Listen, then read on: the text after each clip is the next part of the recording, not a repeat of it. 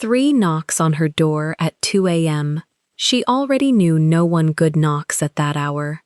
Maxine Elwood is 25. She is the executive secretary to the presidential office of the Miran Group, the woman who controls every minute of the president's week. She is black, beautiful, and she built the cleanest name in that building, brick by brick. She took no gifts. She kept every receipt. Her reputation was the only armor she had, and she guarded it like money. Then the rain came, and the man came with it. Kang Ji-hoon, 39. They call him the Still Blade, a coiled black serpent inked down the left side of his neck. His charcoal suit is torn at the shoulder, soaked, stained with mud and blood. No phone, no driver, no guards. His convoy was ambushed on the way to a secret talk, and the car held a recording, a voice ordering that he never arrive alive. Hers is the one address he remembered. She lets him in on hard conditions, the couch, the truth, no orders. But hours become 2 days, and her own access code approved the route that got him killed. Now they are calling her the accomplice, the mistress. But what she found in that recording, the thing nobody stitched carefully enough. Before starting the story, comment down below where you are watching from and what time it is there. If stories of karma, love, and hidden truths move you, leave a like, be sure to subscribe to the channel, and click join to become a member and help our channel. Maxine Elwood found the word waiting for her at 7:12 in the morning, taped to the glass wall of the presidential office like someone had rehearsed the placement. She read it once and kept her heels moving.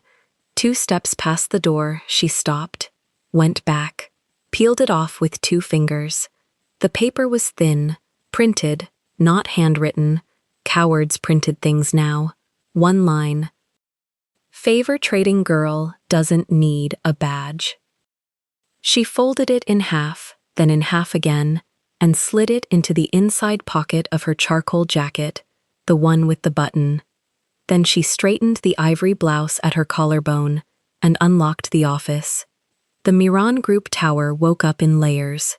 Cleaners left. Analysts arrived. The espresso machine on the 38th floor hissed to life before any human touched it.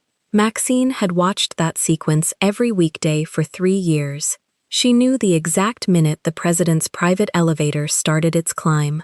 She knew which of the 4 assistants below her would call in sick the day quarterly numbers dropped. She knew things because knowing was the job.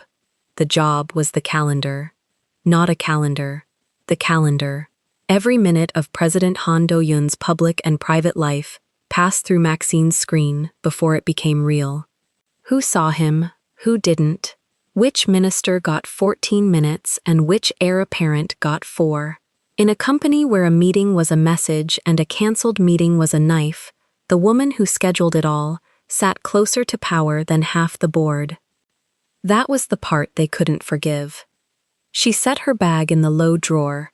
She woke both monitors. She checked the overnight requests before she checked her own coffee, because the requests were how the day would try to hurt her, and coffee could wait. 11 requests. She read them the way a nurse reads a chart. Fast, flat, alert to the one number that's wrong. The 10th one was wrong. Director Cho's office wanted 40 minutes with the president. Thursday. Marked. Personal. Do not log purpose. Maxine's mouth did a small thing at the corner. Cho had asked for the same 40 minutes 6 times this quarter, and been given 0. Now he was asking her to hide the why. She typed back 4 words. Purpose required for personal. Sent it. Leaned back. Waited. The reply came in 90 seconds, which told her Cho had been sitting on his phone. You'll regret being difficult, Miss Elwood. She read it twice. Then she screenshotted it, filed it in the folder she'd started her first month, a folder nobody knew existed, backed up in 2 places, and answered nothing at all. Silence was the only sentence some men respected. At 9, the floor filled. At 9:15, she heard the word again, this time out loud. It came from the break alcove behind the printers, low, in the tone people use when they've decided you can't hear them, or don't care if you can. Two voices. One she knew, Sok, from Strategy, a man who'd asked her to dinner twice and taken the answer badly. She controls his whole week, Sok was saying. You think that's talent? A girl like that gets a chair like that, you know how she got it. The second voice laughed. Agreement, the cheap kind. Maxine walked past the alcove with a stack of signature folders held against her chest. She did not slow, she did not turn her head. She let them see her back, straight, unbothered, and she let the folders make their small, important sound against her jacket. At the copier she stopped, fed the top sheet, watched the green light crawl left to right. Her hand was steady. She checked. It was steady. Morning, she said, without looking, when Sok tried to slip past behind her. He didn't answer. Good. She'd made him carry the silence for once. Here is what the men behind the printers did not understand, and what she would never explain to them. Maxine Elwood had built the cleanest name in that building on purpose, brick by brick, and she guarded it the way other people guarded money. She took no gifts, not a scarf at the holidays, not a bottle of anything, not a small token from a vendor who wanted his proposal moved up the stack. She'd sent back a watch once, in its box, with a note so polite it could have drawn blood. She logged every hour. She kept receipts for coffees she bought other people. When a director's wife had once implied at a company dinner that Maxine's dress was generous of someone, Maxine had smiled and said she'd bought it herself, on sale, and named the store. The name was the whole point. In a world where every woman near a powerful man was assumed to be a transaction, the record was the only armor that held. So she kept the record spotless, obsessively. She had learned young that a black woman's reputation was not given the benefit of the doubt. It was assumed guilty and made to prove otherwise, every single day, on no evidence but the assuming. So she left no gap, no favor unrepaid. No dinner she didn't pay half of, nothing they could point to. They pointed anyway, but they pointed at air. At 11 the president came in. Han Do-yun was 70, narrow, precise, a man who'd outlived 3 rivals by never raising his voice. He stopped at her desk on the way through, which he did perhaps once a month, and it always made the floor go quiet behind him.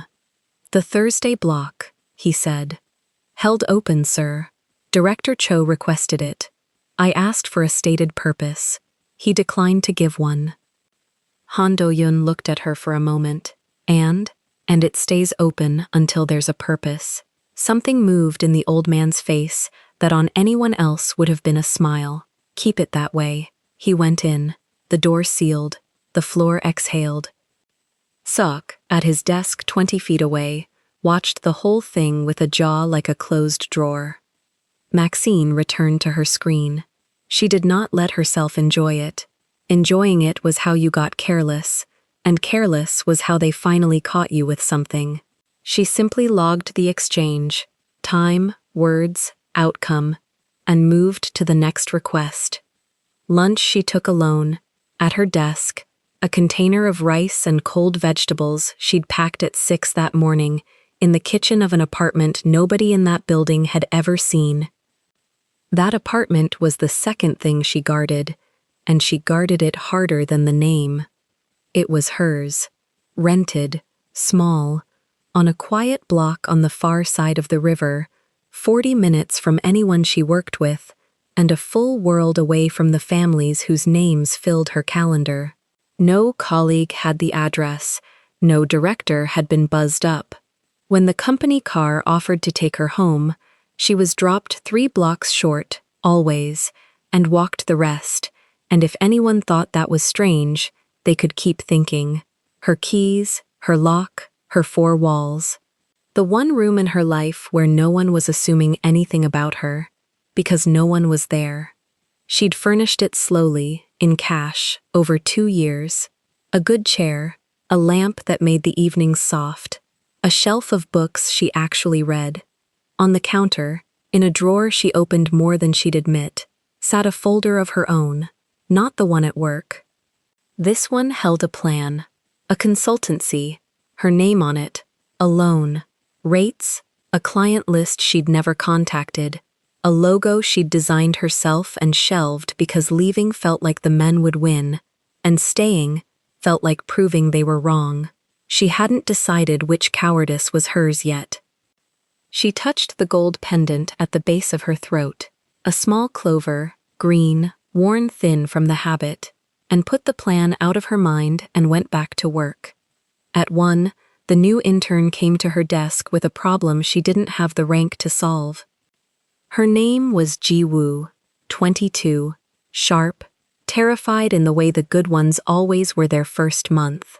She'd been asked by a vice director to just move a supplier meeting off the president's calendar without a request in the system, and she didn't know she was being tested, and she'd almost done it.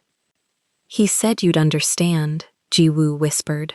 "He said it's how things work up here." Maxine set down her pen. "Sit." Ji-woo sat on the edge of the guest chair like it might bite. "Nothing moves off that calendar without a logged request. Nothing. Not for a vice director, not for me, not for God." Maxine kept her voice low and even. "The day you move one thing on a favor, you've told them you can be moved. And once they know you can be moved, that's the only thing they'll ever ask you to do." Ji-woo's eyes were wide. "What do I tell him?" "Tell him the request system is open 24 hours, and you'd be glad to process it the second it comes in." Maxine wrote a line on a sticky note and pressed it into the girl's hand. "Say it exactly like that. Warm, no apology. An apology is a crack." The intern read the note twice, nodded, and went. Maxine watched her cross the floor toward the vice director's glass box, watched her deliver the line, watched the man's smile curdle.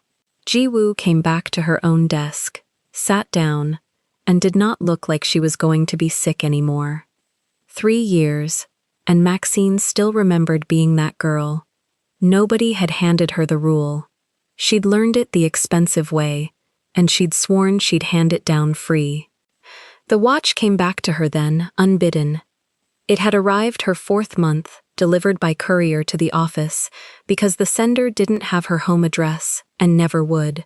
A steel thing, expensive, the kind of gift that isn't a gift but an invoice arriving in advance. There'd been no note, which was worse than a note. She'd known exactly who and exactly why.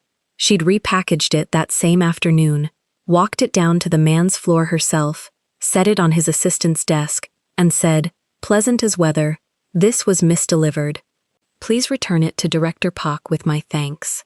Then she'd gone back upstairs and logged the attempt.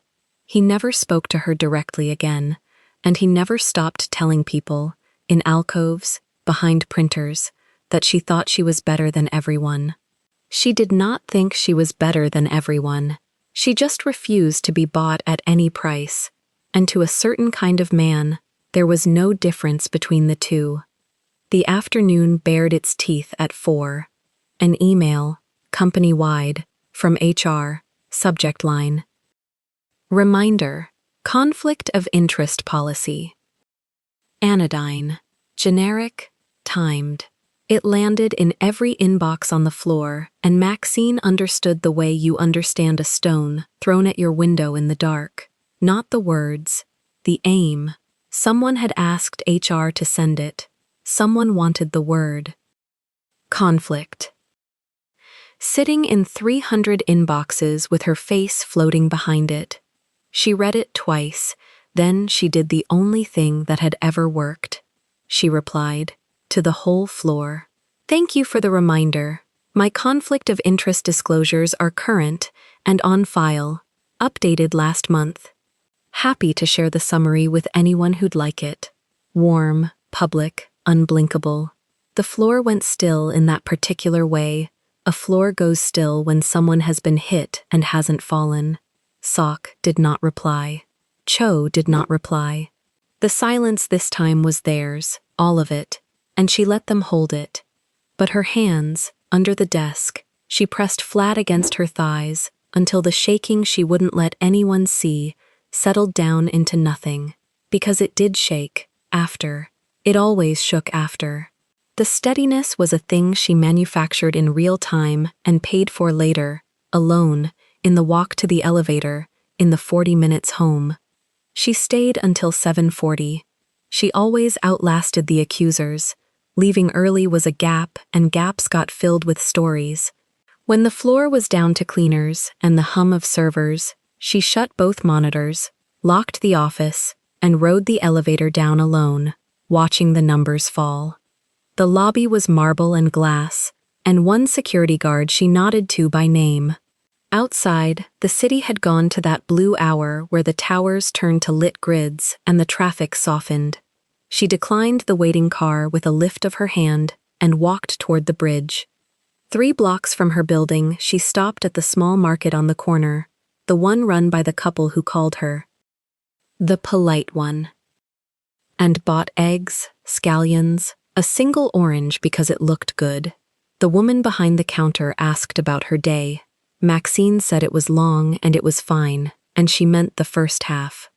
On the bridge she slowed, the way she let herself slow only here, where nobody from either bank could see her do it. The river ran black and busy under the lights. She rested her forearms on the rail for exactly 1 minute, she counted it, and let the day drain out of her shoulders. This was the border. On the far side she was Miss Elwood, the calendar, the clean name, the thing men couldn't buy and couldn't forgive. On this side, she was just a woman with eggs in a bag, walking home. She'd built the whole crossing on purpose. The pause on the bridge was where she changed clothes, on the inside. A jogger passed. A barge sounded somewhere downriver. She lifted off the rail and kept walking.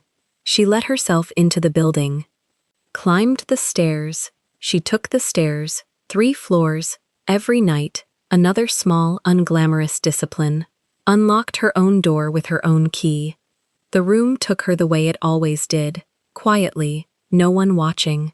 She set the bag down, she hung the charcoal jacket, and when she did, the folded printout fell out of the inside pocket and drifted to the floor.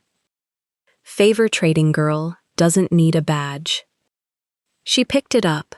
She read it a 3rd time, standing in the middle of the only place on earth where their words couldn't reach her. Then she carried it to the small trash bin by the counter, tore it into 4 pieces, and let them fall. She poured a glass of water. She stood at the window with it. Below, the quiet block sat in its ordinary lamplight. A delivery bike, a cat crossing, a man walking a dog he clearly loved. Nothing about her real life had anything to do with the tower she'd just left. That was the design. That was the whole architecture of her survival. The name Spotless on one riverbank, the door locked on the other, and 40 minutes of nobody's assumptions in between. She ate at the counter. She washed the one plate. She opened the drawer with the plan in it, looked at the logo she'd drawn, closed it again without deciding anything. At the sink, she stopped and listened. The building was old and it talked. Pipes, a neighbor's television, the settling of wood. She knew its voice by heart. Tonight it said nothing it hadn't said 1,000 nights before. She turned off the lamp near the window. She left the small one by the chair. She thought, the way you think a thing you've thought so often it's worn smooth. No one here knows me. No one here can touch me. This one lock holds. She did not know yet how few hours that would stay true. She checked the door, turned the bolt, set her keys in the dish. Somewhere across the city, in rain that hadn't started falling yet, a man with a serpent inked down the left side of his neck was memorizing the one address he could still trust, and it was hers. But that was still hours off, and Maxine Elwood, who guarded her name like money and her door like a life, went to sleep in a room she believed no one could find. The knocking woke her at 2:04, and it wasn't polite. Maxine sat up in the dark. She counted. 3 knocks, a pause, 3 more. Not the pattern of a neighbor, not the pattern of anyone who belonged on her floor at this hour. She swung her legs off the bed and stayed still, feet flat on the cold boards, listening past her own pulse. Rain now. It had started while she slept. She could hear it running the gutter above her window in a thin, steady rope. The knocking came again, slower this time, weaker. She crossed to the door without turning on a light. The peephole gave her a warped circle of the landing. A man, tall, head down, one shoulder against her frame, like the frame was holding him up more than his own legs were. Water sheeted off him and pooled dark on her mat. She didn't open it. Wrong door, she said through the wood, flat. The voice she used on men who tested her. He lifted his head.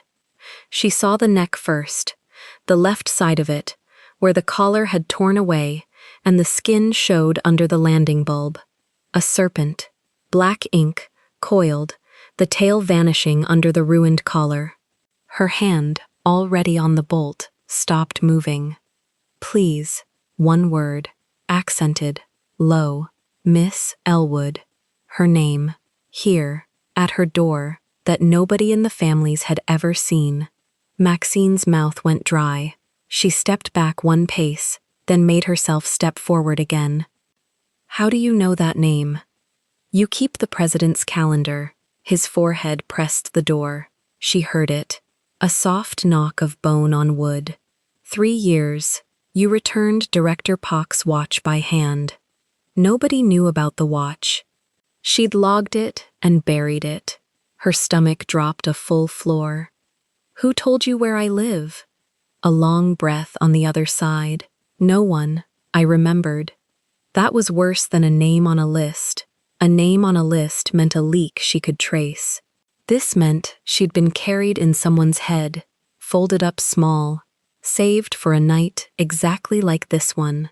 Go to a hospital, she said. I can't. Go to your people. I don't have people. Not tonight. She looked through the peephole again. The pool at his feet had spread. It wasn't all rain. Some of it caught the light too dark, too thick, and it was coming from the shoulder. From a tear in the jacket she could see now was blood-stained and mud-stained both. Her whole life was a locked door.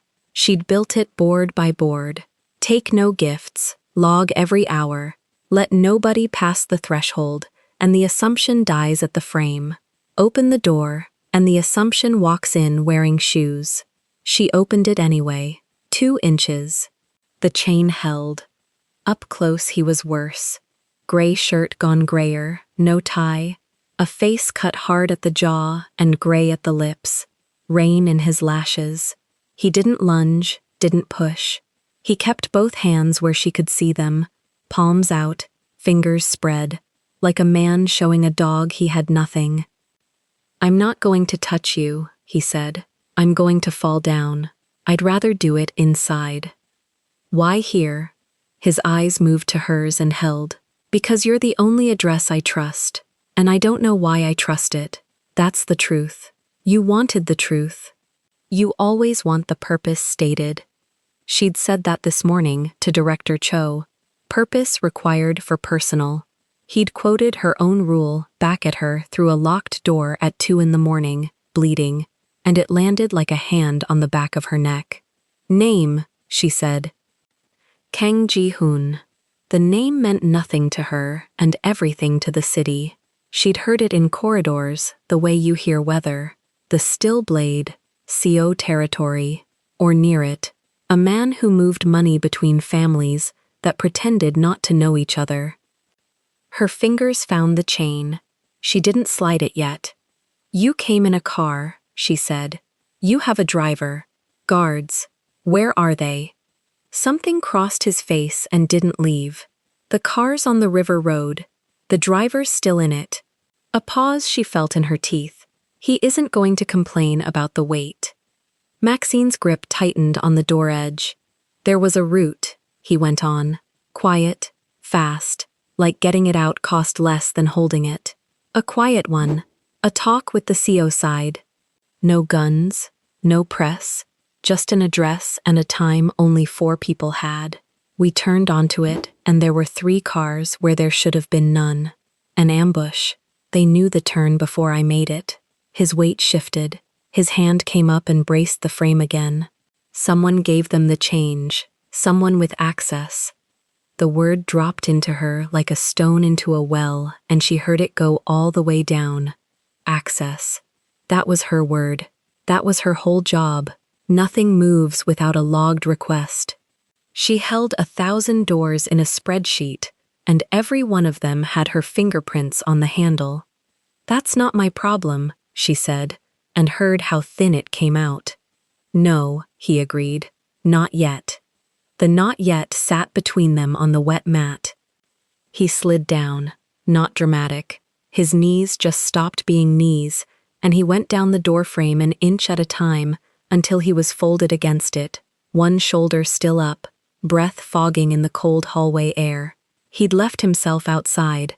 He hadn't tried the 2 inches of gap. Maxine looked at a man dying quietly against her door and did the math she'd sworn never to do. If he died here, on her floor, at her address, with her name in his mouth, there was no version of the morning where her clean name survived it. If she let him in, there was no version either. She was already inside the thing. He'd made sure of that the second he remembered the turn onto her street. The only choice left was which room she'd be standing in when it caught up to her. She slid the chain. Hands where I can see them the whole time, she said. You understand English fine, so understand this. You don't come past the couch, you don't touch a phone, mine or the wall. You leave when I say the exit's clear and not before. And when I ask you a question, you answer it straight, because the first lie is the last thing you do in this apartment. He got a hand on the frame and pulled, and she let him, didn't reach for him, kept her own hands free. Terms, he breathed. Fine. Say it back. He looked up at her from the floor, and for 1 second, the hardness went out of his face and left something younger and more tired underneath. Couch. Truth. No orders. Leave when you say. No orders, she repeated. That one especially. This is my door. I've spent 3 years keeping men from telling me what to do inside my own life. You're not the one who gets to start. Understood. He came in on his hands and one knee, across her threshold, trailing water, and worse, across floors she'd scrubbed the night before. She stepped wide around him, back to the wall, and shut the door, turned the bolt, set the chain. Then she stood with her spine against the wood and watched him haul himself onto the couch she'd pointed at, and she did not, for a long moment, breathe. He got himself sitting, head back, eyes closed. The serpent on his neck moved when he swallowed. You're bleeding on my couch, she said. You said the couch. I said sit, not bleed. His mouth twitched, the ghost of something. You want me to bleed standing? I want you to tell me what's under the jacket before you pass out, and I have to guess. He worked the ruined jacket off the bad shoulder, slow, teeth set. Underneath, the shirt clung red over the top of the arm. A gash, long, not deep enough to be tonight's ending, but deep enough to matter. Glass, maybe. Something that had come through a window. Maxine went to the kitchen. She did it without deciding to. Kettle on, a clean towel from the second drawer, the small first aid box she kept, because she kept everything a responsible person kept. She moved fast, and she kept the counter between them, and she kept the knife block in the corner of her eye, not because she thought she'd use it, but because knowing where it was let her stop thinking about it. You have anyone I should be expecting, she said, filling a bowl with warm water. Anyone who followed you here. I doubled back 4 times. Allie's, I came the last kilometer on foot in the rain. His eyes opened, found her. Nobody followed me tonight. Tonight, Tonight, he said, and didn't promise more, and she respected him a fraction more for it. She brought the bowl and the towel and set them on the low table, then pushed the table itself a foot back with her knee, keeping the distance. Clean it yourself, I'll tell you if you're doing it wrong. He dipped the towel and pressed it to the arm and hissed through his teeth, and while he did it, she sat on the hard chair across the room, hands folded, and looked at him the way she looked at a calendar request that smelled wrong. 4 people knew the route, she said. You said that, name them. He wrung pink water into the bowl. Me, my driver, the man who set the meeting on the CO side, a beat, and the person who logged the change when we moved the time up. Who logged it? That's what I'm going to find out. He looked at her over the towel. You keep logs. For a living, you know a log doesn't lie about who touched it. A log tells you which code touched it, she said, not whose hand was on the code. Something sharpened in his eyes. Say that again. Codes get borrowed, approvals get forced. A name in a system is a starting point, not a verdict. She heard herself teaching him her own trade and stopped, because a cold thought had opened underneath the words. If a code could be borrowed, if a name in a system could be made to say a hand was there when it wasn't. Her hands unfolded in her lap. What? He said. He'd caught it. He watched faces the way she watched requests. Nothing. She stood. The kettle. She poured tea she didn't want. 2 cups. Gave him one so he'd have something warm and something to hold that wasn't a threat. He took it in both hands. The cup shook, a little, and she pretended not to see. Why me? She said, with her back half to him, because it was easier to ask a wall. Really, there are hotels, doctors who don't ask, men who owe you. You could have gone anywhere in this city, and you came to a rented 3rd-floor walk-up across the river. Why? The silence went long enough that she turned around. He was looking at the tea. Because everywhere I could have gone, someone chose the route tonight, he said. Everywhere I'm owed, I'm known. And the one thing I know about you, Miss Elwood, is that in 3 years, you have never once done the thing that would have made your life easier. You returned the watch. You kept the block open when it cost you. You could be bought, and you refused to be, publicly, in front of people who hate you for it. He raised his eyes. A man who needs to disappear goes to the one person the buyers could never buy. I remembered your address because I made myself remember it. 2 years ago, in case. The floor tilted, very slightly, and set itself right. In case of what? In case the night came where I had nowhere clean to fall. She sat back down because her legs asked her to. 2 years. He'd carried her address for 2 years the way she carried her evidence folder, insurance against a day she hoped would never come. 2 people who prepared for betrayal, meeting on the far side of it. That's the worst thing you could have told me, she said. Why? Because it means I was always going to be pulled into this. Whether you knocked tonight or 3 nights from now, you made me part of your plan 2 years before I knew your name. Her voice stayed level, and that took everything. I don't get pulled into things. I keep the door. That's the whole point of me. I know. He set the cup down, carefully, on the table, dead center, like a man returning something borrowed. I broke that. I'm sorry. It doesn't help you that I'm sorry. No, she said. It doesn't. Outside, the rain thickened. A car passed on the wet street below, slow, and they both went still and listened until the sound of it faded around the corner and didn't come back. She watched him track it. He'd been tracking every sound since he came through the door. It was the only thing about him that wasn't tired. You keep listening to the street, she said. So do you. She realized she'd been leaning toward the window. She made herself stop. How long? She said. Before someone works out, you're not on the river road anymore. Before someone starts checking the addresses a man like you might remember. He was quiet. How long, Kang Ji-hoon? A day, he said. Maybe 2. If the driver's found tonight, faster. His jaw worked. There was a recording in the car. She waited.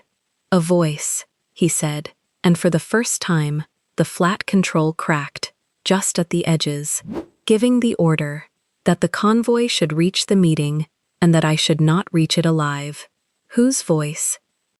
He looked at her, and something in his face went to a place she couldn't follow, somewhere old and close and ruined. My wife's, he said. The word landed in the small room and stayed there, rain on the gutter, the tick of the cooling kettle.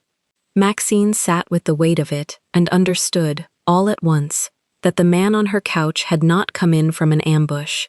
He'd come in from something that had opened up inside his own house, and the wound on his arm was the least of what was bleeding.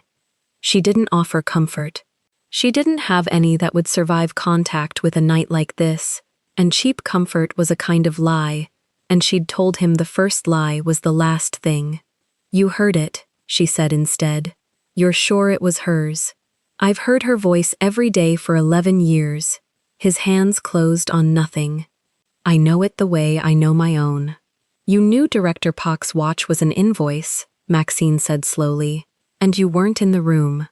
People know things they're sure of, and they're wrong.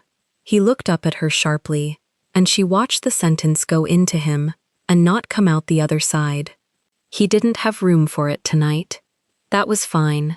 She'd said it anyway, and set it down where he'd find it later, because that cold thought from the kitchen was still open under everything. A code that could be borrowed. A hand that wasn't where the system swore it was. A voice, maybe, that could be made to say a thing it never said. She didn't chase it, not out loud, not with him watching her face. She stood and pulled the blanket off the back of the couch, the gray one, and dropped it across his lap without touching him. You sleep sitting up, she said. You leave that arm alone. If a car stops on this street, you don't move, you don't speak. You let me handle the door, because it's my door, and my street, and my name they'll ask for first. She crossed to the hall, then stopped. And in the morning you're going to tell me every name, every time, every code that touched that route. All of it, because if you dragged me into this 2 years ago, then I'm not sitting in it blind. He nodded, slow, eyes already half closed with the crash that comes after the body stops running. Miss Elwood. Maxine, she said, and surprised herself. If you're bleeding on my couch, you can use my first name. Maxine. He tried it, then softer, almost gone. Thank you for the door. Don't thank me yet, she said, and turned off the lamp. You haven't seen what it costs. She lay down in the dark of her own room, with the door open a crack, so she could hear him, and she stared at the ceiling, and she did not sleep. She listened to the rain, and to a stranger breathing in the next room, and to the quiet, methodical part of her own mind that had already started building a spreadsheet nobody had asked her for. Routes, times, codes, a voice on a recording, a wife who gave an order, and one small, cold column, at the far right of it she couldn't yet fill in, labeled only, who else could touch it. Somewhere out in the rain, a phone she'd never see lit up in a dead man's car, and a name that wasn't hers began, quietly, to become hers. Maxine was awake before the light, sitting on the edge of her bed with her laptop open and a legal pad beside it, doing the one thing she trusted. She had drawn a grid, columns for time, for code, for who touched what. She had filled every box she could from her own memory of the office systems, and the boxes she couldn't fill she left blank, because a blank box is honest and a guessed box is a lie. She heard him shift on the couch. She closed the laptop halfway. You're awake, she said, not turning. I never slept. She came out with the pad, gray morning through the curtain. Ji-hoon sat where she'd left him, blanket across his lap, the bad arm held close to his ribs. His face had gone from gray to something worse, the color of a man who has counted a whole night one breath at a time. She put a glass of water on the low table and pushed it toward him with 2 fingers. "Names," she said. "Times, codes. You said morning. It's morning." He drank half the glass. His hand was steadier than it had been at 2. The route change went in at 9:40 the night before. The window to move a Miran side approval closes at 10. Whoever did it knew the window. Maxine wrote 9:40. Her pen stopped. She knew that window. She was the window. On the Miran side, calendar and route approvals for the president's office funneled through one desk after 7 in the evening, and after 7, that desk was hers. Not because she asked for it, because she never left before everyone, so the system had learned to hand her the late hours the way a door learns the shape of the last person through it. "Whose code?" she said, flat. "That's what I'm going to find out." "No," she set the pad down. "You already know. You're just being kind, and I don't have room for kind. Say it." He looked at her. The approval carried a Miran presidential office stamp. There are 3 codes cleared to put that stamp on a route after 7. One belongs to a man who was in Busan. One belongs to a man who was in a hospital getting a stent. The third is mine, Maxine said. The room held very still. Outside, a bus sighed at the corner and pulled away. She sat down in the chair across from him, slower than she meant to. She had built a spreadsheet in the dark to keep the fear at arm's length, and the spreadsheet had just reached across the table and put its hand on her chest. "I didn't approve any route," she said. "Not to him, to the grid. I know. I was here. I bought eggs. I tore up a piece of paper and went to sleep." Her voice came out even, and that frightened her more than shaking would have. "None of that is a log. There's no code for." She was home washing a plate. "There's the door camera in your lobby," he said. "There's no camera in my lobby. I chose this building because there's no camera in my lobby." She heard herself and almost laughed. "I made myself invisible. I was so proud of it." He didn't reach for her. He'd promised the couch, and he kept to the couch, and she registered that he kept his word even now, when a lesser man would have used the moment. "So your code approved the change that put 3 cars on my road," he said, "and I ran to the one address that code could most easily be tied to." She finished the thought before he could soften it, which means when they build the story, it writes itself. The secretary who trades favors moves a route for the man she's hiding in her flat. They already have the first line. "Someone taped it to my glass wall yesterday morning." She said it plainly.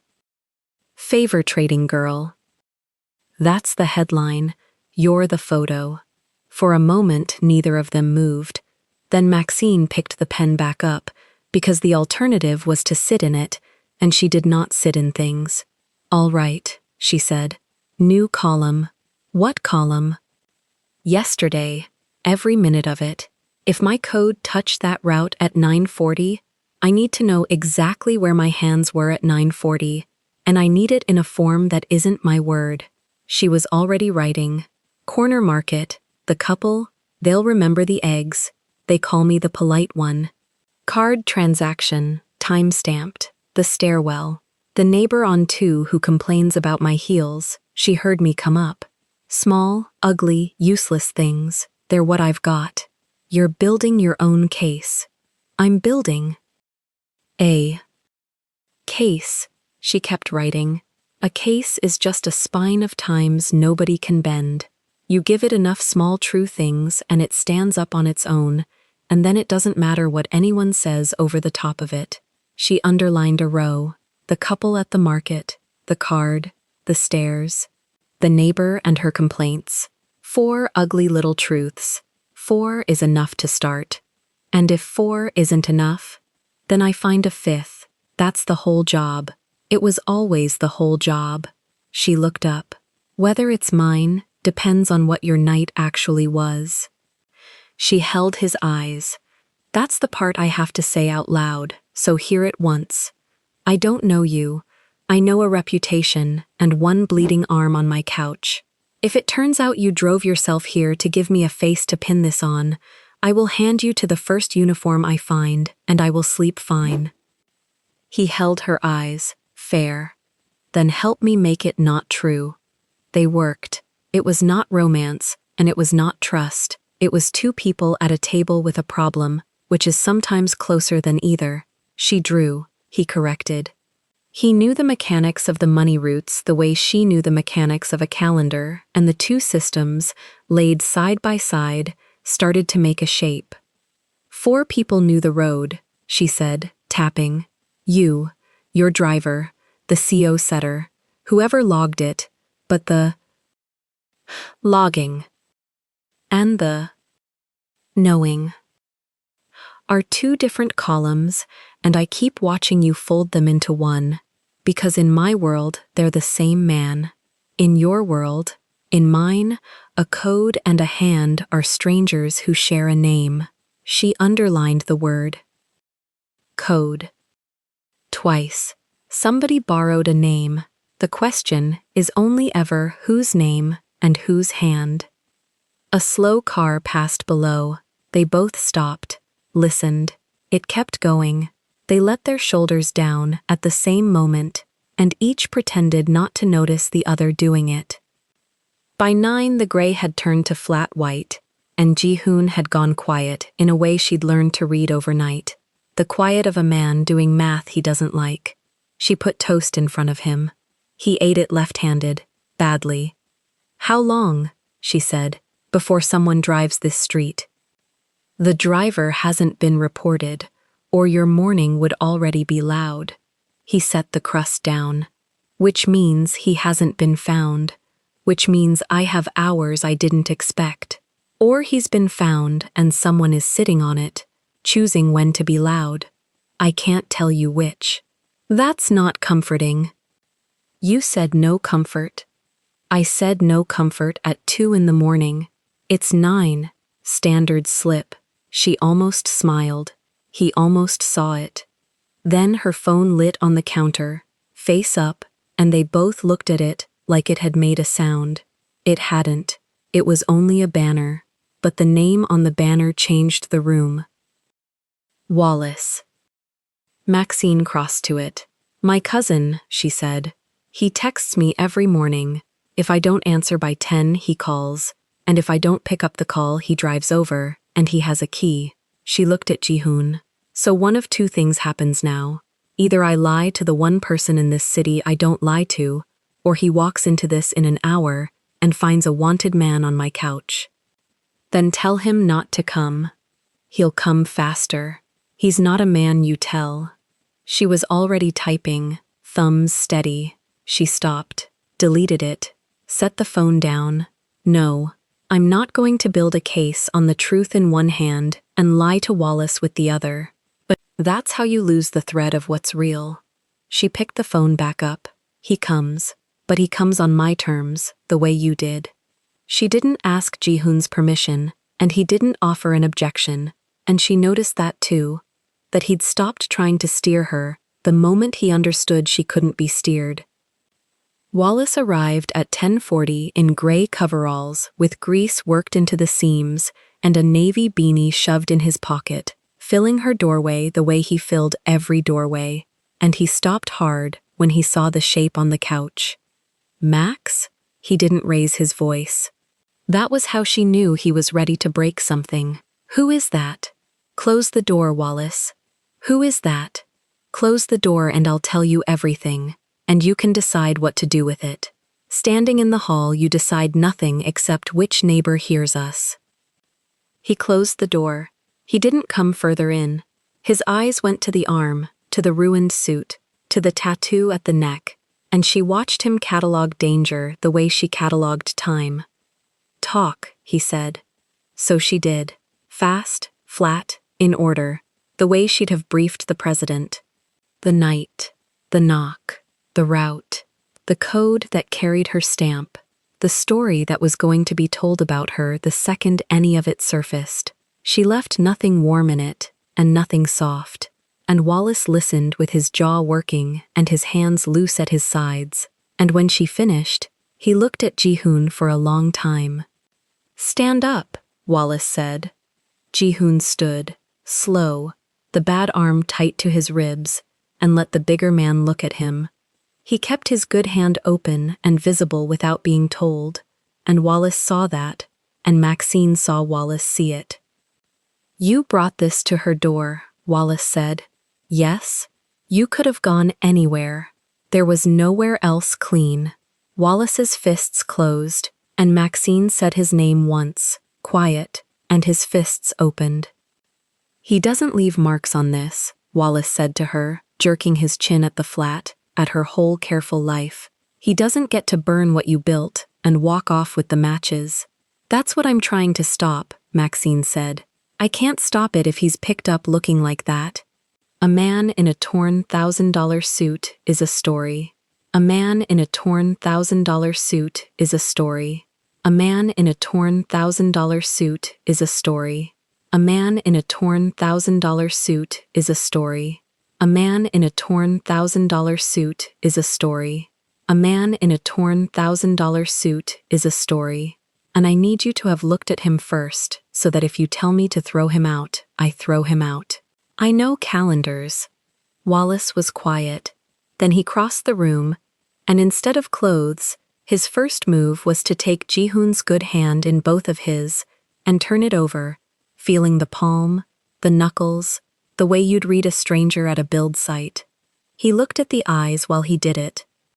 "The driver," Wallace said, "the one on the river road." "He was 51, Ji-hoon said. "He had a granddaughter he showed me photos of. I couldn't carry him and reach here.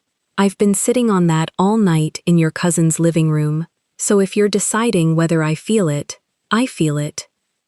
Something in Wallace's shoulders shifted. Not trust. A downgrade of the threat from red to amber. He let the hand go. "I've got coveralls in the truck, and my brother-in-law's old kit in a bag I keep meaning to give away," he said. "Olive hoodie, gray sweats, some tees. It'll swim on you. Good." He looked at Maxine. "I don't like it. I'll do it. Not for him. So they've got nothing to photograph pointing at you. That's the only reason I'm asking." He went down to the truck and came back with a battered gym bag and dropped it at Ji-hoon's feet without ceremony. And while Ji-hoon changed in the bathroom, Wallace stood at the window with his arms crossed, watching the street the way he must have decided, in the last 10 minutes, that this street now had to be watched. 2 days, he said to her, low. "Maybe. Then this place isn't a place you hide. It's a place they find. You know that. I know that. And when they find it, the first name in the paper is yours, not his. I know that too, Wallace." And she stood beside him at the glass. "That's exactly why I'm not running. If I run, the story is finished for me, and it's the story they wrote before I ever opened the door. If I stay, and I build the log, every minute, every code, every borrowed hand, then when it comes, I've got something no story survives. I've got the times." Wallace looked at her sidelong. "You sound like you already decided to fight a thing you can't see. I've been fighting a thing I can't see for 3 years. This one at least left a timestamp." Ji-hoon came out of the bathroom in the olive hoodie, sleeves shoved up off his hands, the sweatpants pooling at bare feet, the ruined suit balled under his good arm. He looked, for the first time, like no one. The serpent at his neck showed above the collar, and Wallace clocked it and said nothing. "Burn the suit or bin it far from here," Wallace told him. "Not in her building." He picked up his beanie, pulled it on, and stopped at the door with his hand on the latch, looking back at his cousin. 10 a.m., he said. "Every day. If I don't hear you, I come. That doesn't change because he's here. That changes. More? Because he's here." He pointed one thick finger at Ji-hoon without looking at him. "She goes down for you. I don't care who you are or who's after you. I come for you first. And I'm slower than they are, but I don't stop. Understood, Ji-hoon said. Wallace left. The lock turned behind him. The flat was smaller, with 2 people in it, and a decision made. Maxine stood a moment with her back to the door, then went to the drawer under the window, the one she'd looked at 100 nights without opening, and this time she opened it. She lifted out a thin folder, a logo she'd designed, rates she'd never quoted, a client list she'd never called, and she didn't explain it to the man in her cousin's brother-in-law's hoodie. She just moved it. She set it on top of the fridge, high and out of the way, where it wouldn't be near the table when the table filled up with the worst 2 days of her life. Then she came back and sat, and pulled the legal pad toward her, and clicked the pen. Sit, she said. Not on the couch. Here, across from me. We've got maybe 2 days before this street stops being mine. I'm going to spend them making sure that when your world comes for me, it finds a woman with a receipt for every minute of her life, and 1 blank box I intend to fill with the name of whoever borrowed mine. Ji-hoon sat across from her. Outside, a car slowed at the mouth of the street, idled 1 beat too long, and drove on. Neither of them said anything about it. They both wrote it down. The recorder came out of the ruined suit before the suit went into the bag. Ji-hoon had his hand inside the torn lining when Maxine turned from the counter. She stopped with the coffee scoop halfway to the filter. He worked 2 fingers along a seam and drew out a flat black thing the size of a lighter, scarred on one face, a single worn button on the side. You said no phone, she said. It isn't a phone. He set it on the table between them. Careful, the way a man sets down something that has already cost him. It doesn't send, it only holds. She left the coffee.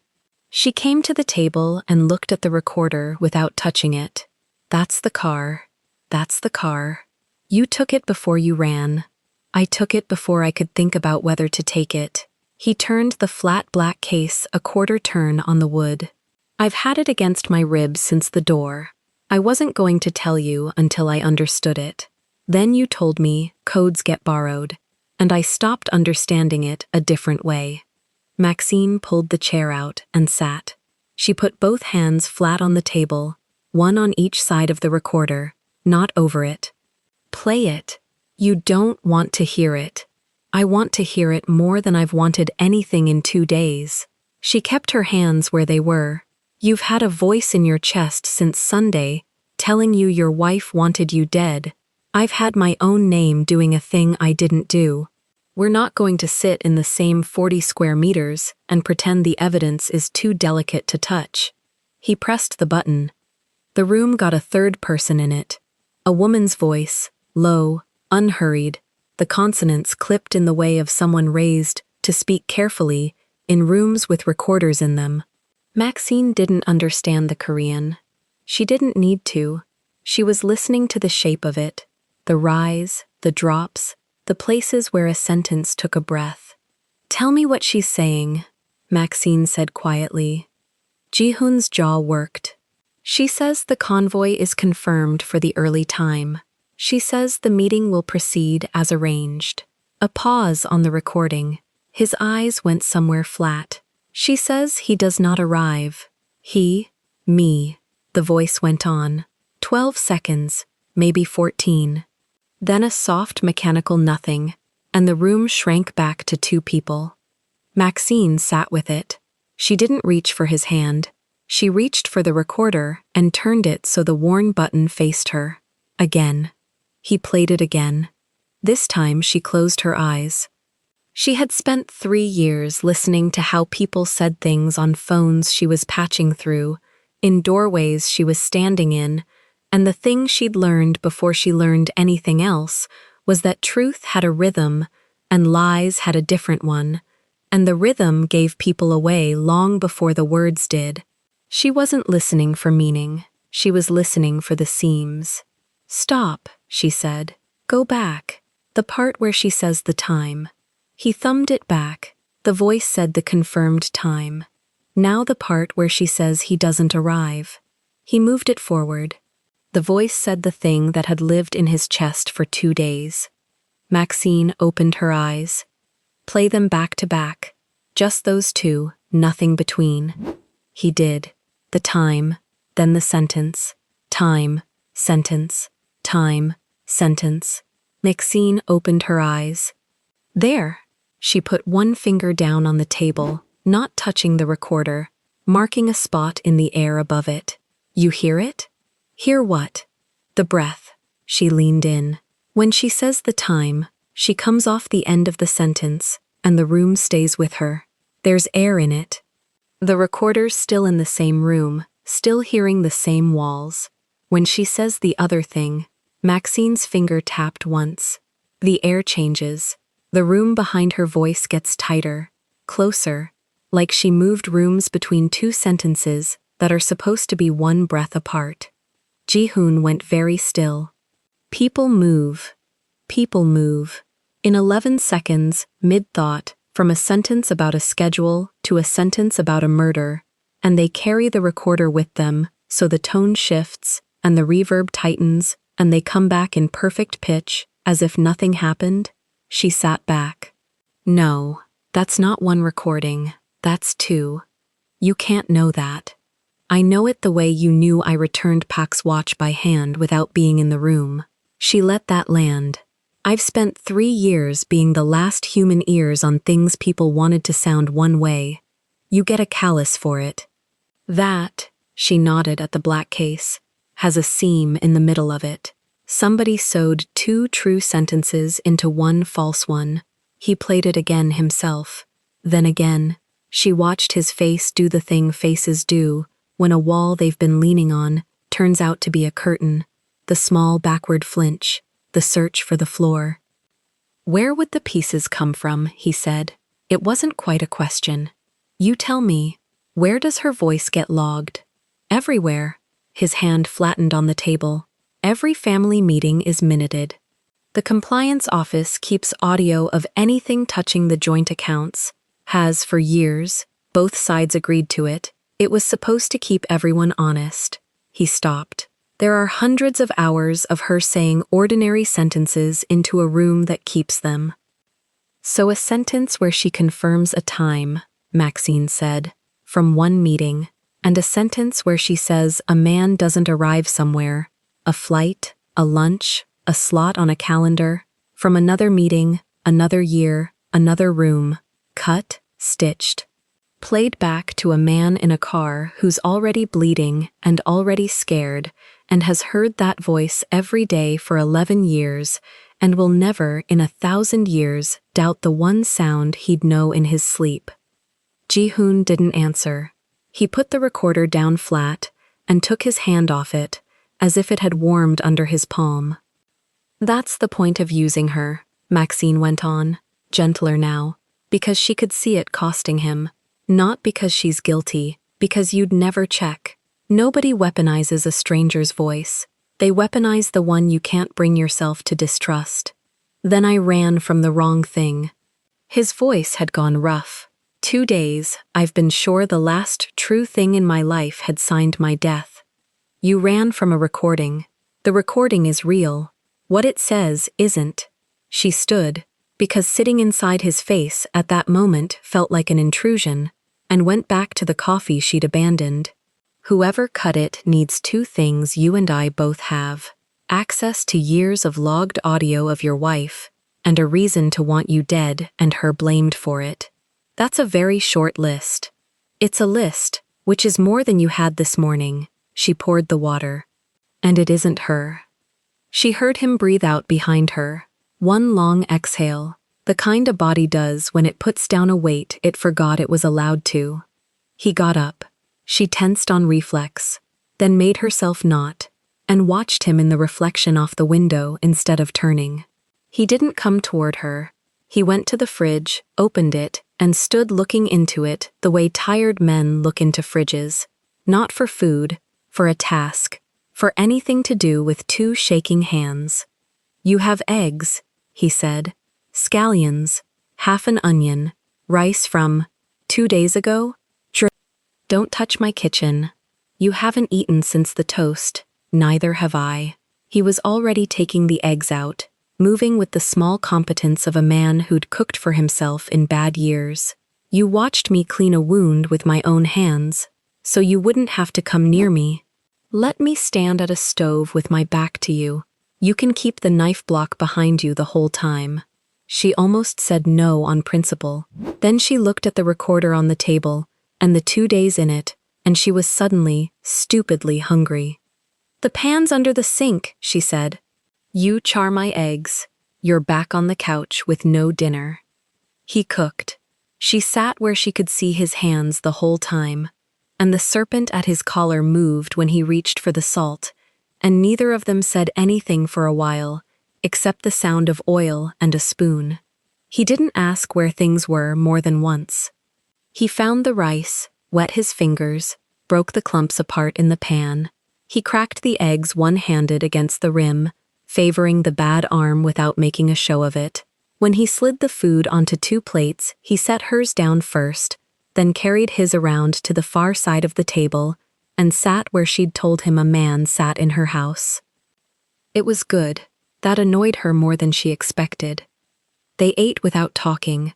Outside, the light had gone from gray to the flat white of a covered afternoon, the second one, and somewhere below, a delivery scooter whined up the street and away. Both of them stopped chewing until it faded. Both of them started again without a word. He was looking at the top of the fridge when he set his fork down. That folder, he said. She followed his eyes.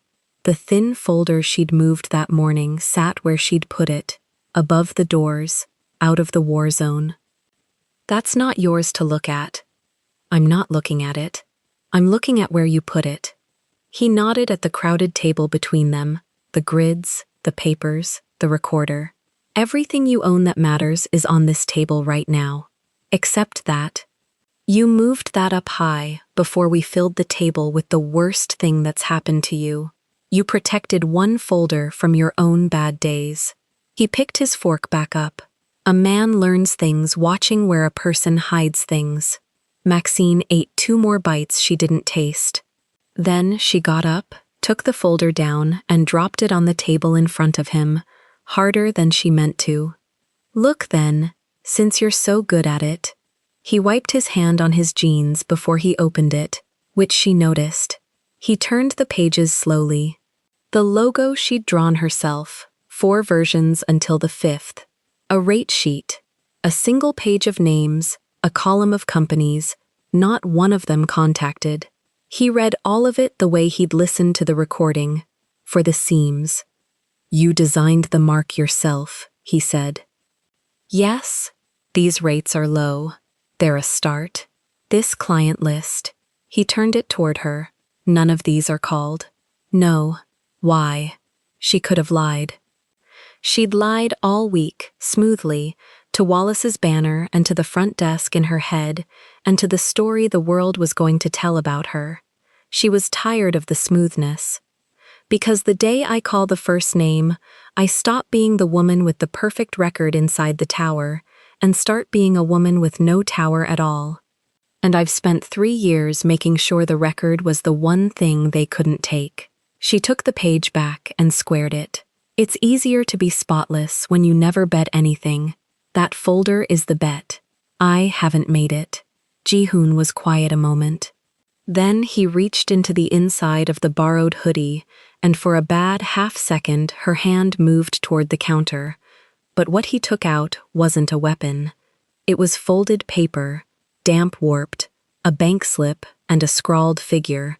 The kind of thing a man carries out of a burning house because his hands grabbed it before his head could vote.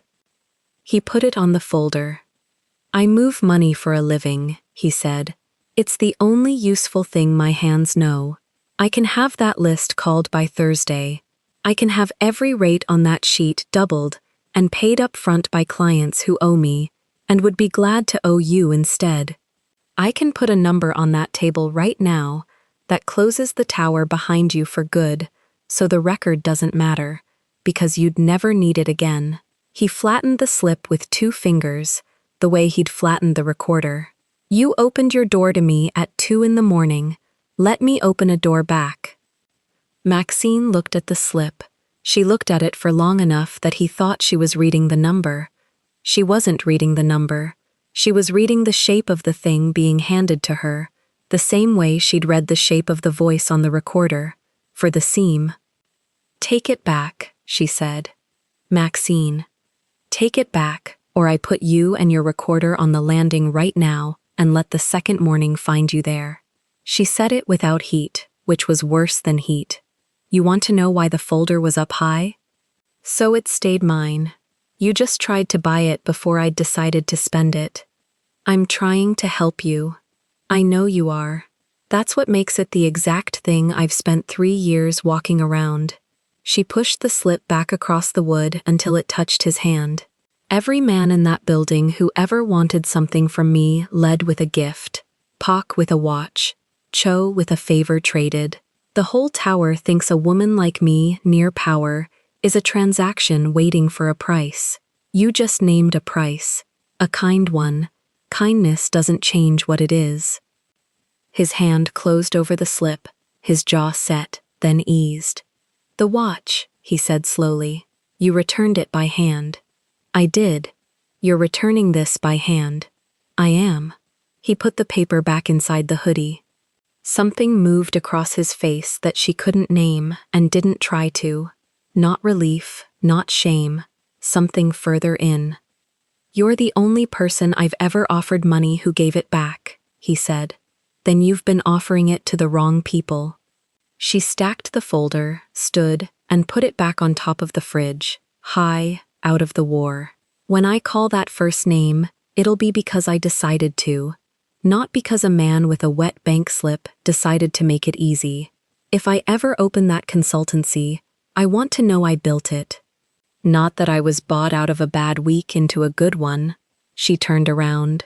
He was watching her with the plates between them, and the recorder, and 2 days, and the light going flat toward a second evening. Understood, he said. Good. She sat back down and pulled the grid toward her, because the work was the only thing in the room that wasn't dangerous. Now the other half. If it isn't your wife, and it's someone who can reach years of her logged audio, then it's someone inside the room where both families keep their honest accounts. You said compliance keeps the tapes. Compliance keeps everything. He said it, and then went still again, the way a man does when he hears his own sentence a beat after saying it. Who runs compliance? He didn't answer right away. He looked at the recorder on the table, the black case, the worn button, the seam she'd found in the middle of a dead man's voice, and Maxine watched a name arrive behind his eyes before it reached his mouth, and she watched him decide, for 2 whole seconds, that he did not want it to be true. Outside, the street stayed empty. Inside, neither of them noticed the light finish going out. The name stayed behind his teeth for another minute, and Maxine let it. She'd learned in 3 years of keeping a calendar that the fastest way to lose a fact was to grab for it. So she poured him water instead, set it near his good hand, and waited. Say it when it's true, she said, not before. Ji-hoon turned the glass a 1/4 inch on the table. It's true. Then it can wait 1 more hour. Right now, I need the thing that's going to hurt us first, and it isn't a name in your head. She tapped the grid on her laptop, the column she'd left blank 2 days ago and never filled. It's the door. He looked at her. 2 days, she said. Wallace said 2. My street stopped being safe the second you remembered it. So walk me through who else could remember it. Not who logged a code, who has actually stood on my block. Woo-hoon set the water down. No one. I told you, I never brought anyone here. You brought yourself. Once, at least, to memorize it. When? 2 years ago. Alone? He started to say yes. Then he stopped. And the stop was the whole answer. Maxine watched his jaw work around something he hadn't examined in 24 months. There was a car, he said slowly. I didn't drive myself 2 years ago. I never drove myself. The kitchen clock filled the space where his sentence ended. Who drove? Maxine said. The man who always drove the close routes. He put both hands flat on the table now, the bad arm forgotten. Bake, she wrote it. 4 letters, no adjective, the way she wrote everything. Bake, what? Bake, Sung Ho, personal security, 14 years. His voice had gone level in the way she'd come to recognize, meant the opposite of calm. He drove me here. He sat at the corner while I walked the block twice, and fixed the number in my head. He'd have fixed it too. That's the job. 14 years, Maxine repeated. You'd trust him with your life. I did. Every day. Then that's exactly the man they'd buy. She closed the laptop halfway. The one you'd never check. Same as the voice. Ji-hoon's hand curled against the wood. Outside, a car came up the wet street. Not slow this time. Normal speed, the sound a car makes when it has somewhere to be. It passed. They both breathed again and both pretended the other hadn't stopped. Maxine stood, went to the window, and did not lift the curtain. She'd taught herself that in the first hour, you look at the gap between curtain and frame, the sliver, never the whole pane, never a silhouette a watcher could read from the street. Through the sliver she saw the corner where the market couple's awning hung dark. She saw nothing else. That was the problem with a good hiding place. It hid the watchers too. When did you last see this, Bake? She said. The morning of the ambush. He wasn't in my car. He was assigned to the second vehicle. Ji-hoon's mouth thinned, the one that turned back before the bridge. Turned back, Maxine said. Say that again. The second car radioed a fault and pulled off before the river road.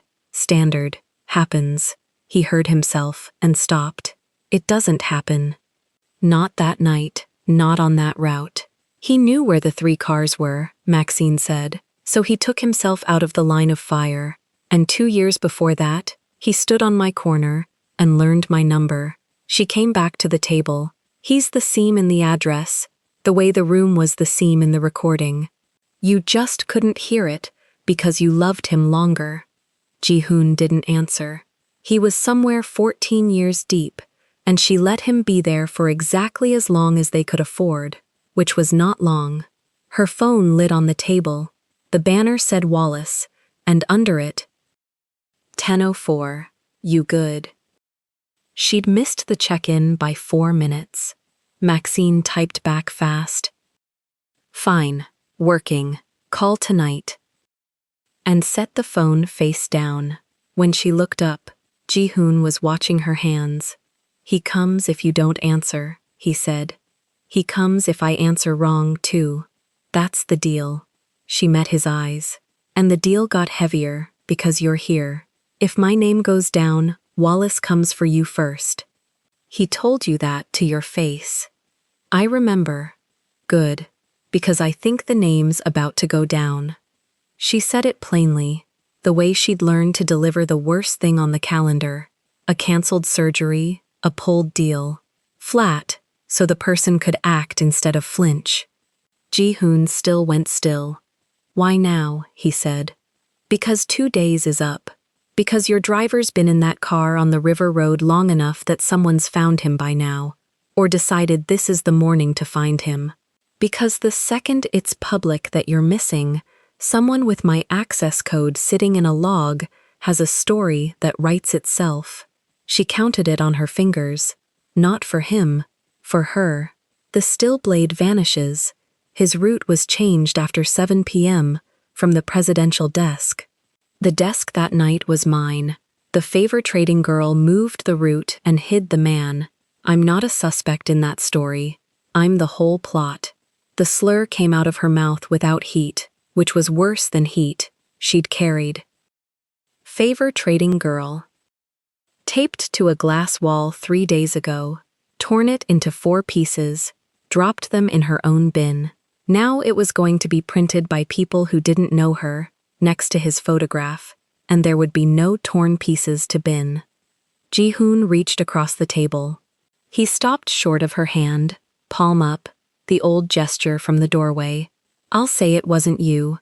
Whatever they ask, I'll say I came uninvited and you turned me away. They won't ask you. That's the point of you disappearing. She left his palm empty, not cruel, just true. Dead men don't testify. Missing men don't either. You clearing my name requires you to be alive and in a room, and right now you're neither. Officially.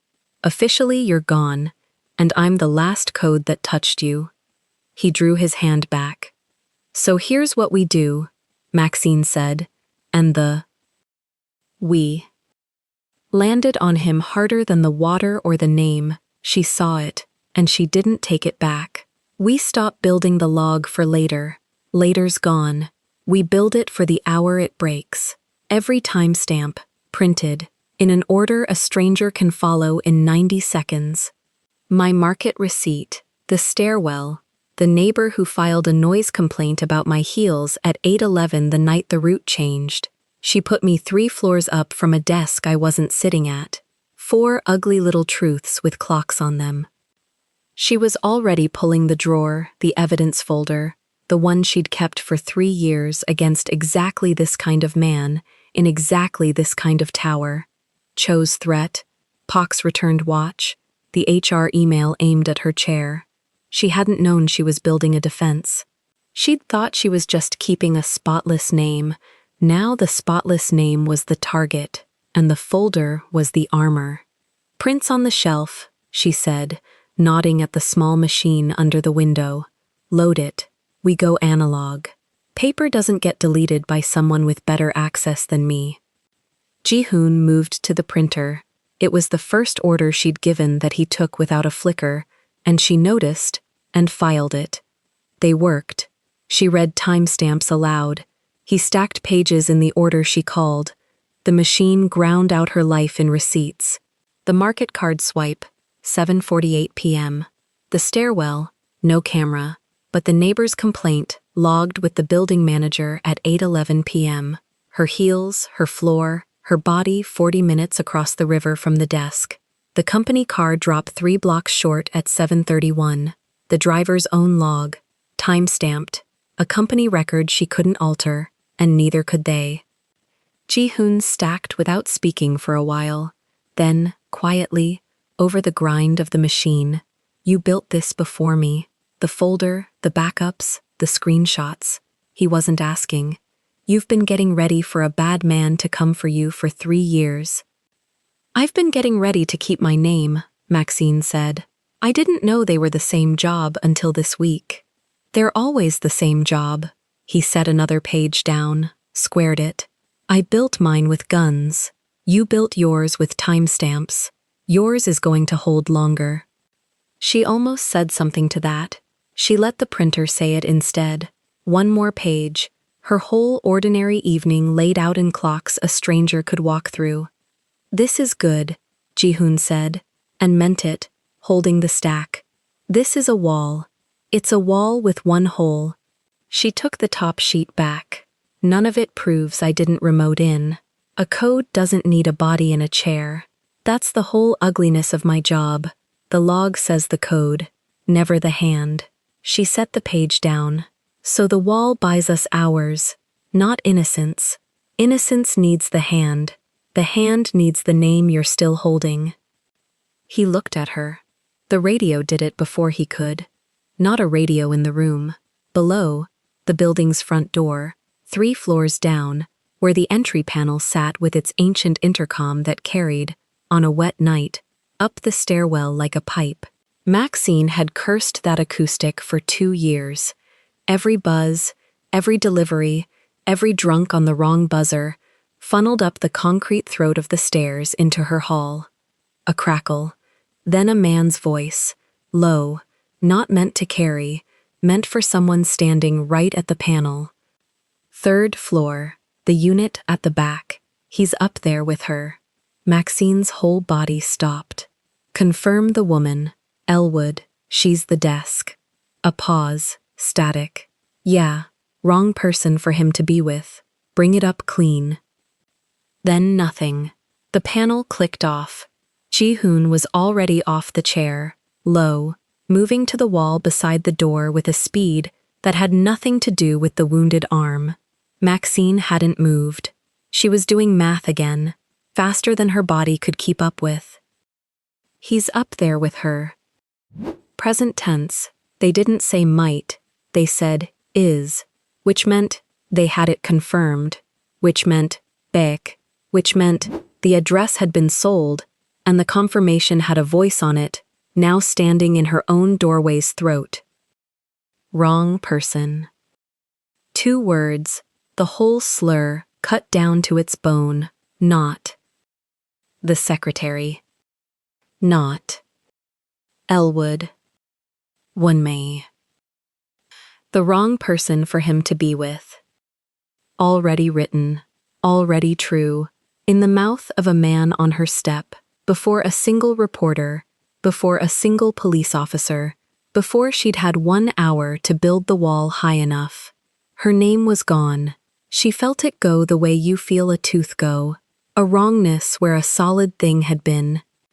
Maxine, Ji-hoon's voice, barely air. His eyes went to the phone on the table, then to her. She crossed the room without a sound, took the phone, turned it fully off, not silent, off, no light, no buzz, nothing to glow under the door gap. She pointed him back from the door, toward the kitchen wall, the one spot the peephole's reverse angle couldn't be worked. She did all of it in maybe 4 seconds, and her hands were steady, and the steadiness cost her something she'd pay for later. No knock came. That was worse than a knock. A knock was a person deciding. Silence was a person listening, the way she was listening, the 2 of them on opposite sides of an inch of door doing the exact same thing. She thought of the neighbor 2 floors down, who complained about her heels. She thought of the market couple who called her the polite one, asleep now above their dark awning. She thought of every choice she'd made to be invisible in this building. No lobby camera, the drop 3 blocks short, the stairs instead of the buzzer, and how each one had been a brick in a wall to protect her privacy, and how every single brick had just become a reason no one would hear her if this went wrong. She'd built a fortress and locked herself alone inside it. That was the price of a clean, unfindable life. It was very quiet at the bottom of it. She put her mouth an inch from Ji-hoon's ear. How many? 1 voice doesn't mean 1 man. Bake? A muscle moved in his jaw. The voice on the panel wasn't his. He doesn't come to the door. He sends the door and sits at the corner. His eyes moved to the window, the sliver, the dark awning. He's at the corner right now. That's his whole life. 14 years of sitting at corners while other men walk up. So he sold it, and he's watching it land. He sold it, Ji-hoon said, and the flatness was total now, and he'll radio when it's done. Maxine looked at the printed stack on the table. Her wall, 4 ugly truths with clocks on them, worth nothing to the men in her stairwell, worth everything in 6 hours to a lawyer she didn't have yet. She looked at the phone. Off, dark, Wallace on the other side of it, 4 minutes past a missed check-in and rising. She looked at the door. And she made a decision, because that was the thing about rock bottom she'd never believed until she was standing on it. You could still choose which way to fall. She didn't go to the door. She didn't scream, didn't call, didn't run. She picked up the stack of paper, evened the edges against the table with 2 taps, and slid it flat into the gap behind the refrigerator, the same high, stupid, safe place where the consultancy folder had lived, the one hiding spot in the apartment a man doing a fast toss would never reach or think to. Her whole innocence, going where her one bet had lived. Then she took Ji-hoon's wrist, the good one, and moved him 3 feet further from the door into the kitchen's dead angle, and she stood in front of him, not behind, in front, between the man they wanted and the inch of wood, and she waited to find out what her open door had finally cost. The panel below crackled once more, the same low voice, satisfied now, wrapping up. Yeah, Positive. Elwood and the package. Third floor back. A beat. Make the call. Let them put her name on it. The intercom clicked dead. Let them put her name on it. Not a threat, an instruction passed up a chain to people with letterhead and a filing system who would take a woman with a spotless 3-year record and a private apartment nobody had ever entered and print her, tonight, as the accomplice, the mistress, the favor-trading girl who moved a route and hit a man, and every clean thing she'd built to keep that exact word off her would become, in the retelling, just proof of how careful a guilty woman is. Maxine stood in the dark angle of her own kitchen, her name being typed somewhere across the river by people she'd never meet, the wall of her innocence hidden behind a refrigerator, a wounded man at her back, and a traitor at her corner, and she did the last thing she had left to do. She turned her head to Ji-hoon and, in a voice with no floor under it at all, she said, "Now, the name. Whoever it is, they just spent my whole life to reach you. I want to know who I'm buying it back from." Ji-hoon looked at the door. He looked at the woman standing in front of him instead of behind, and the name that had been sitting behind his teeth for 2 days, the one he'd spent 2 full seconds deciding he did not want to be true, finally came all the way up. He said it. And outside, at the corner, under the dark awning where a man had sat for 14 years watching other men walk up the stairs, a phone screen lit a familiar flat face, and Baek Sung-ho raised it to his ear to report that the job was clean. "Yoon Tae-sik," Ji-hoon said again, and this time the name stayed in the room. Maxine held his wrist in the dark angle of the kitchen and let the name settle into place like a last figure in a column that had refused to balance for 2 days. Compliance. The man who kept the tapes. The man whose voice never rose and whose hands were always clean. She had met him once, 3 years ago, in a hallway of the Miron Tower, a soft, heavy-set shape in a navy waistcoat, rimless glasses, a half-smile that fit him like a second collar. He had nodded at her the way men nod at furniture they approve of.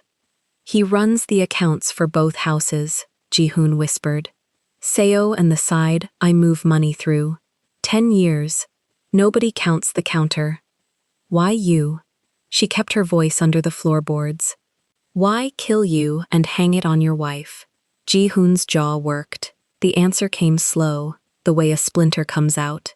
Because the talk that night was peace, a clean route between the families, open books, and open books show what he's been taking. He nodded once.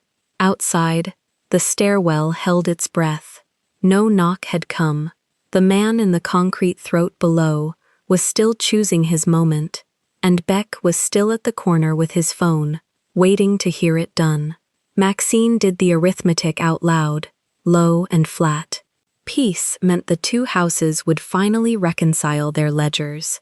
Reconciled ledgers meant someone would notice the years of small holes only a compliance director could drill, so the peace had to die before it started. Kill the man carrying it, frame the wife who'd inherit suspicion, start a war between the families, and in the smoke of that war, Yoon Tae-sik walks off with the only thing left standing, the legitimate business, its books, its money, all of it. "He doesn't want the guns," she said. "He wants the part with receipts." Ji-hoon looked at her. Something moved behind his face that she hadn't seen in 2 days. Not fear, not grief. The plain animal relief of a man who has finally been handed the shape of the thing that has been eating him. "He rins cars," he said, and stopped. "What about them?" "They were on the river road too. That night. 3 of them." His hand turned in hers, gripped back. "I thought they came to finish it. To make sure." Maxine held very still. "Say the other thing. They weren't hunting me to kill me." The words cost him. They were hunting the ambush. She sent them to pull me out. The recording had said his wife signed his death. The recording was 2 true sentences stitched into a lie. And under the lie, the truth had been running the opposite direction the whole time. A woman throwing 3 cars onto a wet road at midnight to drag her husband out of a grave another man had dug in her name. She never ordered it, Maxine said. She never ordered it. For a moment, neither of them moved, and the apartment was only a small dark box with 2 people in it, breathing. Then, Maxine let go of his wrist and crossed to the refrigerator. She pulled the printed stack from behind it, her alibi, her timestamps, her 3-year folder of every man who'd ever led with a gift. She fanned the pages on the counter without turning on a light, fingers reading the paper by feel. Somewhere in that stack was the agenda. The route change, printed with its metadata intact, the way she printed everything, because paper could not be quietly edited by a man with better access. He made one mistake, she said. What? He used my code, but a code doesn't type itself. She found the page, held it up to the thin street glow coming through the blind. The change came in at 9:40, from a terminal. Every terminal in that building signs its own name under the borrowed one. A machine address, buried, that the front approval never shows. My desk sits on the presidential floor. His system sits 2 floors down, in compliance. Ji-hoon came to the counter. It says where it came from. It says the hand wasn't at my chair. She set the page flat. My code approved it. His machine sent it. Those are 2 different sentences, and he only forged the first one. The seam in the recording, the seam in the address, and now the seam in the frame itself. The same crime, the man who could not stop leaving one edge showing because he had always trusted that no one beneath him would ever be allowed to look. A sound came up the stairwell, not the intercom. A footstep, deliberate, on the 2nd floor landing, then another, someone climbing, slow, the way a man climbs when he wants to be heard. Maxine's hand closed over the pages. I couldn't go to anyone else, Ji-hoon said suddenly, quiet, and it wasn't fear in it. It was the closest thing to an apology he had left. 2 years ago I picked your street, not because you'd help me, because you were the one door in the whole city no one could buy the key to. When the night came, I couldn't go to anyone else. The footsteps reached the turn below the 3rd floor and stopped. Maxine looked at the man in the borrowed hoodie, the tattoo dark above his collar, the arm he still favored, and she made the decision that she had been building toward since she slid the chain 2 nights ago. Then we don't wait for the door, she said. We move the meeting. She turned her phone back on. It took her the rest of that night and most of the next day to build the trap, and she built it the only way she knew how, with information cut 2 ways. She did it from Ada Namani's office. Wallace had come at 10 the next morning, on the dot, because she'd texted him one word at dawn, now, and he'd left the truck running in a loading zone and carried a duffel up the back stairs, while the man on the landing had, by then, been called off to wait for cleaner orders. Wallace had looked at Ji-hoon, at the pages, at his cousin's face, and he had not asked a single question. He had driven them across the river, with Ji-hoon flat in the truck bed under a tarp, and dropped them at a narrow office above a print shop where a black woman in a charcoal pantsuit with gray at her temples was already unlocking the door because Maxine had called her at 4 in the morning and Ada Namani had answered on the 2nd ring. You built the file before you needed it, Ada said, turning the pages under a desk lamp, her reading glasses low. 3 years of it. I built it because I always knew I'd need it. Ada looked at her over the glasses. Most people don't. Most people trust the room they're in. Ada set the agenda page beside the recorder and the transcript of the seam and the time-stamped alibi, and she squared the stack the way a person squares something they intend to make heavy. This copies today, she said. 2 sets. One goes to a prosecutor I trust with the financial crimes unit. One stays in a box only I can open, before anyone meets anyone. Before, Maxine agreed.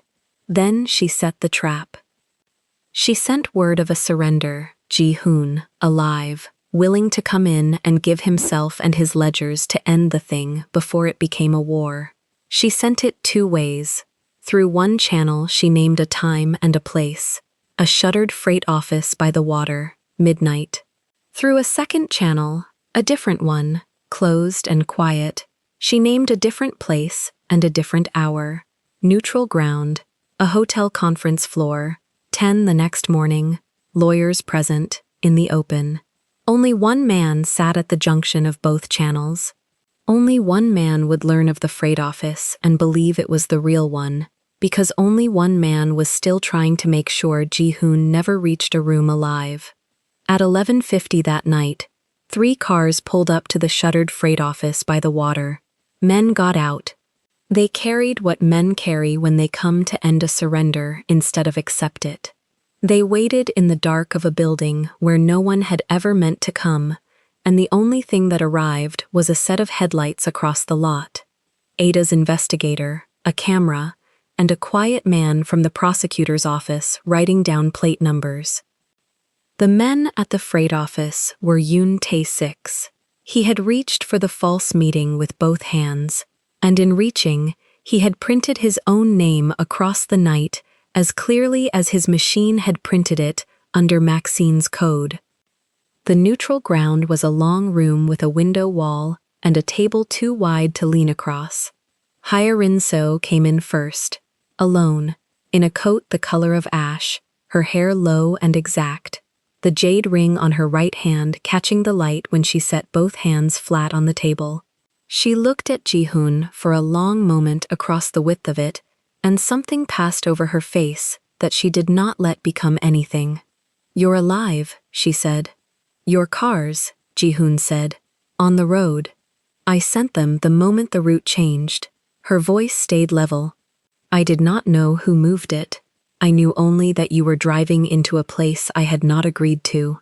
Her eyes went to the recorder on the table, then to Maxine, then back to her husband. "They played you my voice." "Stitched," Maxine said. 2 meetings, years apart, sewn into one sentence. Hye-rin was quiet. When she spoke again, it was to Ji-hoon, and it was smaller. "Tae-sik came to me a month ago. He told me the peace would ruin us, that your side would use open books against mine. He asked me to slow it." Her jaw tightened. "I told him to bring me numbers or leave me alone. I did not know he would use my voice to do what my answer refused to." "You didn't order the attack," Ada said, from the end of the table, pen moving. "No." Hye-rin looked at the lawyer for the first time. "I coerced nothing. I signed nothing.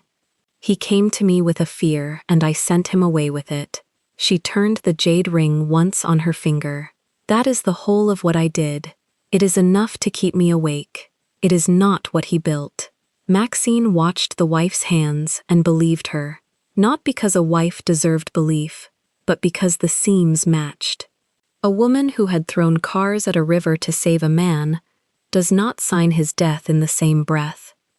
Ada slid the copies across the table, the agenda with its machine address, the recorder with its 2-room lie, the plate numbers from the freight office where Tae-sik's men had come, to close a surrender that was never real. "This is with the prosecutor as of last night," Ada said. "Not going to be, is." The room went still around that verb. Ji-hoon put both hands on the table. For 11 years he had moved money in the dark for men who owned the light. Now he looked at the paper that could end Yoon Tae-sik, and everyone in the room understood that using it meant giving up the ledgers. Every account, every hidden channel, every quiet thing that had made him a man other men feared. It meant walking out of the tall building with nothing in his hands, and a war stopped behind him instead of a fortune. "If I hand this over," he said slowly, "I lose all of it." "Yes," Ada said. "The accounts, the reach, the name, yes." He looked at Maxine. not for permission. She understood that. He looked at her the way a man checks a compass he has decided to trust, not to be told which way, but to see the needle hold still. It stops the war, Maxine said. That's the only thing you're buying. Everything else, you're spending.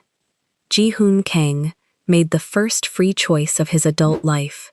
He pushed the ledgers across the table. Yoon Tae-sik was arrested 9 days later in the lobby of a building he had spent 30 years walking into without being stopped. He was still wearing the half-smile when they took his elbows.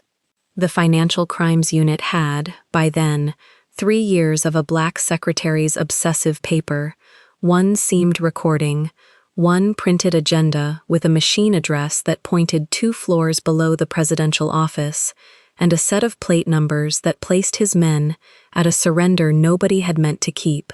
The half-smile did not survive the ledgers. The war did not come. There was no smoke for him to walk off into. The 2 houses, staring at the same paper, found it cheaper to be honest with each other than to bury sons over a lie a bookkeeper had sown. Baek Sung-ho ran for 2 weeks. Then a man who had sat at a corner for 14 years watching other men climb stairs was found by other men who climbed stairs, and what became of him was the kind of thing the families settled among themselves and did not print. Hye Rin-seo signed the papers that ended her marriage on a gray Tuesday, in a different lawyer's office, without cameras. She and Ji-hoon had been married 11 years, and it took 9 minutes to unmake. At the door she stopped, looked back at him, and said the only tender thing either of them had left. You went to the one person no one could buy. It was not a question, and it was not jealousy. It was, almost, relief. Then she was gone, and the jade ring went with her. Maxine Elwood resigned from the presidential office of Miran Group on a Friday. In writing, with a purpose stated, she cleared her desk in 11 minutes. She left the block open on the president's calendar that Director Cho had wanted hidden, and she left the folder of every man who had led with a gift in a locked drawer for the woman who came after her, with a note that said only, "Log everything."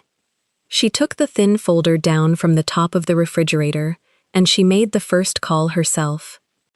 The consultancy opened in the spring, in 2 rented rooms above a bakery, with a logo she had drawn 5 times before she got it right, and a rate sheet she doubled the week the first client said yes. She furnished it slowly, in cash. Nobody's key opened the door but hers. He came back in autumn. She saw him through the glass before he knocked. A Korean man in a plain black overcoat. No coat torn, no blood, no men behind him, no wound he was favoring. The tattoo still rode above his collar, because some things a man carries, whether or not he's free. He stood at the door of her 2 small rooms, and he did not try the handle. He waited to be let in, the way he had waited on a landing in the rain a season and a lifetime ago, except this time he was dry, and this time nobody was hunting him, and this time the choice was only hers. Maxine crossed the room in the emerald dress she'd bought with her own first invoice, and she opened the door herself. "I have no accounts," Ji-hoon said. "No reach, no name that opens anything. I know. I'm not here to give you money." His hands stayed at his sides, open, palms she could see. "I tried that once." "You did?" "I came to ask if I can come in."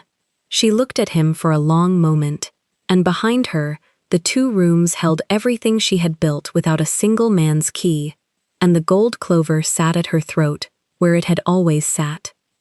"You can come in," she said, "but we do this on the ground I stand on. No marriage. I'm not becoming anyone's wife to make him safe. No marriage, no contract, nothing you can hold over me, and nothing I have to hold over you. No contract. And no debt." She held his eyes. "You don't get to spend the rest of your life thanking me for a door. I opened it because I decided to. That's mine, not yours to repay. For the first time since a rainy night at 2 in the morning, Kang Ji-hoon smiled, small and whole and free. "Those are the terms," he said. "Those are the terms." He stepped over the threshold of a room that no one had ever bought their way into, and Maxine Elwood shut the door behind him because she wanted to, and for no other reason in the world. If you want to watch all the stories without any ads and also get access to bonus scenes, extended epilogues, and exclusive spicy chapters, head over to our Patreon. Scan the QR code on the screen. The link is in the description or in the pinned comment. See you there. If this story moved you, stop for a moment and reflect. Have you ever spent years keeping your name spotless, only to watch someone forge a lie you couldn't wipe off? Have you ever helped the one person the whole world told you to fear, because your gut heard the truth in a voice everyone else believed? And when the door finally opened on your own terms, did you have the courage to let love in without a contract, a debt, or a chain? Tell us your experiences and feelings in the comments. We read them all. And if you believe in stories about dignity, betrayal, and truth, leave a like. Be sure to subscribe to the channel and click join to become a part of our community and help the channel.